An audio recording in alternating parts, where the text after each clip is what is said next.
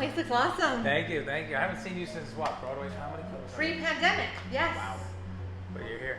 It's good to be here. Wow. Thank you. Yeah, this is right here. We do some Mexican style yellow rice. This is Korean fried cauliflower, and these are Colombian chicharrones, which are like, you know, fried pig love handle. No, I'm kidding. But like, you know, cracklings, kind of like pork rinds. Oh, well, I'm a vegetarian vegan, so I'm not familiar with pork rinds for many years, so I'm excited to try it. Well, they're slamming. On the bright side, they are kosher. So. Well, I'm not kosher. I'm more vegan, so this is great. And people don't realize that you can make great food and great flavors the same way that you can have it in a meat version and without the cruelty. Yes, thank you. I mean, people don't realize there's a lot of seasoning, textures. You gotta familiar, you know, like you gotta sort of mock. But we don't really specialize for like the very like raw vegan crowd. We're more like heavy. People want to be filled up. People who like meat eaters who want to skip meat for just lunch. They love this place because they like, you know what I mean? They're like, oh my god, like I didn't expect that. It's a great way to get people cruelty free and full. Tell me about the different dishes we have here. Okay, so this is our Korean fried cauliflower. Okay. Sesame seeds, cocktail peanuts, scallions, sweet, spicy. And when you bite it, it's weird, you know, cauliflower, you just bite into it and it has a similar texture to sort of like meat a little bit, and it's just crispy. I mean, anything crispy is good. Yeah, I love crisp. I think the feeling I get after eating these meals is more addictive than the taste of meat. Right. Is the best way to put it. That's awesome. We got some more goodies coming more? out. Oh my god. So this here is our sweet plantain supreme, plátano maduro, plátano relleno. So it's a sweet plantain cut open. There's refried beans in there that are a little bit spicy. Vegan ground beef that we make from seitan and we season it here. Ooh. And a Mexican salsa verde, vegan sour cream, and a pico de gallo. This is exciting. I'm so excited to try this food.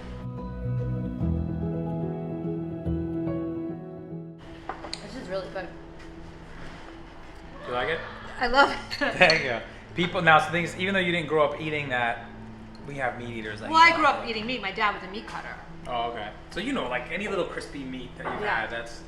If you look closely, even the texture, you know, we use the best seitan out there. Seitan's healthy too. It's full of gluten, full of protein. Has no carbs. It's pretty healthy. Good. Yeah, it's healthy. Do you feel healthier that you became vegan? I feel really good. I play 3 soccer teams right now, and I haven't played soccer teams in years. This is our lasagna, and it's another level. Let's smear off some of this marinara so you can see. It's like a really nice. I love vegan food. So one of the challenges, I know the pandemic. Yes. And owning a beautiful small business. What are some of the challenges the city gave you during the pandemic that might have made it hard to run your business efficiently? You know, obviously lockdowns, but did they give you challenges? Were you being accosted by fines or anything like that? I mean, no, they just didn't really help much. So you kind of just on your own, you know, you're just kind of like, okay, now what? The customers completely dropped. We wanted to stay open. We stayed open. We tried. We're doing just like takeout, seamless and stuff like that. But I mean, it was just the lockdown itself. I don't even know who to blame for that. So basically, you had a lockdown, and you were just screwed, basically. Because the whole neighborhood of the East Village just completely went dead. I know, so like West Village overnight. too. It was crazy, and it was really sad. And we tried to stay open, and a couple people here and there would order, but it's like 2 orders a day, 3 orders a day. Then it just was. At one point, it was nothing, and we were like, "Oh my god!" And then we were scared. Were you scared? We started to get a little scared, like, "Oh man, like, are we putting ourselves at risk? This is crazy." Did you ever feel at risk during the pandemic at all? Not at moments here and there, but overall, I felt good. But there was a couple moments I was a little scared. But I was like, I'm healthy, I'm vegan, like, you know what I mean? Like, I think I'm gonna be all right. But either way, you know, we were sad, but we hung out here. We still came here every day. You still made sure you came in and had like a schedule, so to speak. Not sort of in a way, but not like that. You didn't ignore your business. You, Right. Well, we didn't really. There's not a lot of work to do. It was everything became digital, so everything was on Seamless online. We have a Brooklyn location, so we were just promoting that one from here. But all of these chairs were gone. Everything was gone. I would literally run it back and forth with the soccer ball just to get some exercise. And then we have the back room, which I'm going to show you guys. It's kind of like a, it's a comedy club, but it's not fully in use yet. We're looking for more producers and people, but it's a really cool space, and we used that the whole pandemic. that's amazing. Karaoke when we were bored, practicing jokes. It's hard, right? It was hard. I mean, I know you just had come off your HBO special. That was cool. Yeah, weird timing. I but- watched you practice. We had shows together where you did your Oh set yeah, that was cool. back in one of the clubs that we worked at. And so, I also saw you do a lot of community service We did. by giving food to essential employees and doctors and nurses. I watched you on Nice. Instagram. Yeah. We were working with Support and Feed, which is with Billie Eilish's mom. She's does that in LA, and she picked our restaurant, and we would give to fire department, doctors, hospitals. We'd go deliver it. That was fun. So we would prepare the food here, even though we were closed. We'd hang out here. We'd play video games in the back. We'd turn on the mic, and then when the food's ready, we'd go get a car, boom, do it, come back.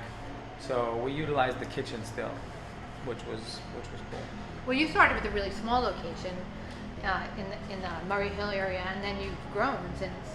No, so actually, that's we actually started in Brooklyn. Oh, Park Slope, Brooklyn. 15 years ago. Oh, I didn't know that. That was just. A second. That's why I didn't want to talk. I would prefer not to talk about that. I forget it. We'll cut that Yeah, out. because we didn't have a good business with them, and it was. Of Just, course not. But we started in Park Slope, Brooklyn, 15 years ago. This is the second location. Oh. This is 6 years old. I didn't know you were 15 years old. I mean, Yeah, man, I look young, but I know, you look really young, Yeah. for a 21-year-old. Imagine. So yeah, we've been 15 years in Brooklyn. This one just got a little more exposure, I'd say, because it's in the city, and then maybe the comedy shows got people's eyes were with This was TV. the video store before, I don't know what- years ago. This is a big Really? giant video store, yeah. Well, first of all, I'm very happy you guys love the food. We work hard on the recipes, but I could tell. thank you. But enough about me. To me, it's crazy. You're in politics. Like, how did that happen? When did that happen? Like, what? I think undue scary circumstances create like innovation. Right. I've always thought about running for mayor. I've been doing stand-up, I've been touring, and it wasn't like, I just didn't see the opening per se. And I had talked to somebody in 2018. They're like, yeah, give me a call, Larry Sharp, who ran for governor. And I was like, okay. And then the pandemic happened, and I was like, oh, I have time. I'm not like schlepping from club to club. I'm not on the road. I'm put. Just like we had to stay put. So I'm like, let's do this. And I saw what the destruction, the lockdowns are doing, the pandemic, how poorly it was handled. And I wanted to make the city work again. Not just because of the pandemic, but just because it was dysfunctional prior to the pandemic. And we saw that happening. Right. And I feel like I can make a difference and do the best I could do to create a better New York that I know, that I've lived in for all New Yorkers. As a restaurant owner / comedian, we would love that. You know what I mean? That'd be I want to pretty cool. make your business be able to thrive where you don't have the city bothering you about nonsense. And I want to be able to make restaurants 24 hours if they want. Cool, yeah. Where they can serve drinks, because people, we don't have 9 to 5 schedules. People have odd schedules now. They work 12 to 10. Comedians, we work till 2 in the morning, and then maybe we want to have a coffee, a tea, a drink at a bar and be social. I think that it creates revenue for businesses as well. New York should be fun again. Yeah. I mean, we do comedy, we watch people laugh, and I think if you don't have a fun city, yes, we want a safe city, we want a financially stable city, one that runs it functionally. Yeah. But we also want a fun city, and a city that people enjoy coming to, that they feel comfortable, and they can come to a restaurant anytime. The city that never sleeps fell asleep, and I want to wake it the F up. Nice. Well, I'm ready to be up. I feel like you're right. The city, everybody's like, oh, New York, and people would come here and they're like, it's not that big of a deal, because it kind of went down. But I But feel that's like before the pandemic. Yes. It wasn't just the pandemic. That just aided to, and embedded the destruction. But I believe that we have the power to be the best, most fun, it's a city you come out of the train station, right? When I was growing up in Brooklyn, I grew up in Brooklyn. Did you grow up in Brooklyn? Yeah. Okay. I get out of the train station, like West 4th Street, the Village, or over here on St. Mark, and it was like magical. Like anything could happen. Like you can meet the love of your life, you can get the job of your dreams, you could be discovered, you can go to an audition and book the job, you could do so many amazing things. You could go see an independent film in the middle of the day and have a great cup of coffee, you know. Go to And West Side Highway, the view, the sunset. there's one more thing I want to do, which is kind of bold. I want to take sales tax away from all hospitality businesses, so you don't have to add that. So I think that would bring more customers. It's a bold move, Yeah. but we need it. I mean, amazing. Bold moves are the way to go at this point. I mean, that'd be amazing. But what about like your policies on like, you know, housing, police, education, like? So education is one of my passions. I've worked as a motivational speaker at schools throughout the city. I've seen the decline of education as someone who's a product of education in Brooklyn, public education in Brooklyn. A good education in New York could be done. I mean, I had it in high school. I went to John Dewey High School, which was amazing. And I want to democratize education, which hasn't been done. Like take it out of my office and bring it down to communities where people can vote how their children learn, who teaches them, nothing with core curriculum, things that are school choice, where you can choose what excites you, what makes you want to learn, opposed to being like told you have to go to this school in this district, but you might be interested in like being a culinary art person. Yes. There might be a different place to do that. I also want students, maybe junior high school and up, even younger, to learn how to cook and bring businesses in to help them cook their own lunches. So you can teach about vegan food and ethnicity, you know, like a way to learn about ethnicities and different cultures is through food. And there's no other way to teach tolerance rather than through the mouth, through the stomach. I agree. Well, I hope we're teaching you about Yeah, this is amazing. Latino food, vegan food, and learning about you. I don't have to eat pig, but I could pretend I am. Yeah, exactly. And I don't have to eat chopped meat, but it tastes just like chopped meat. Thank you. And this tastes like more of an Asian dish, right? Like a General Tso's type of Yeah, this dish. one's a little Asian. I love that flavor.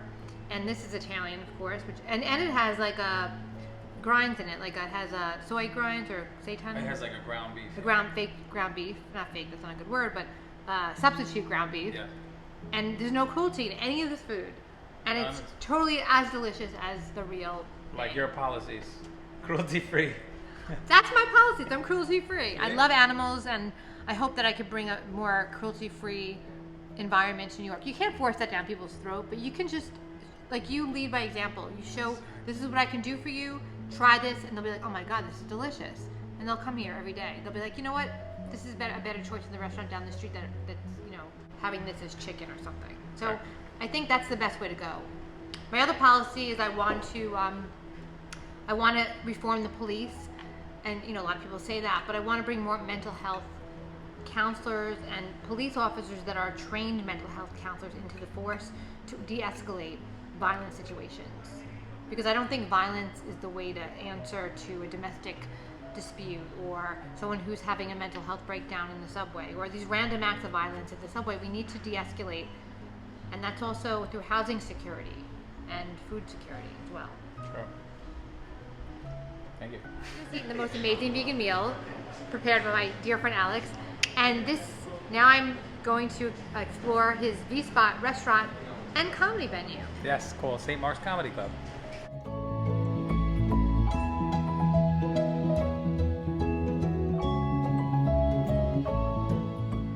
What do you think?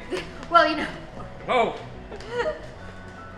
your finished product looks like places. No, your unfinished product looks like places that are finished. Thank you. Well, yeah, we put a lot of work into it. I mean, still some things we got to fix up. My father built these. Oh my God! So people sit here too as well. Yeah, he built these in 2 days.